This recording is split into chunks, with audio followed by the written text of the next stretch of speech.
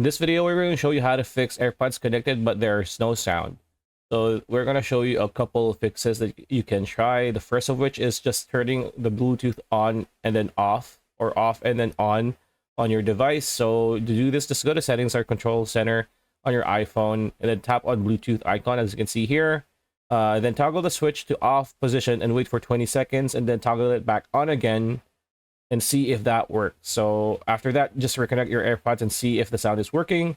And the other option is just to reboot your phone or iPad. So just press a combination of buttons. So just press, the side button and either one of the volume buttons until the power off slides appear, and just tap restart and wait for 20 to 30 seconds and then turn on your iPod or iPhone again and reconnect your AirPods and check if the sound is working. So those are the two easiest ways to do so.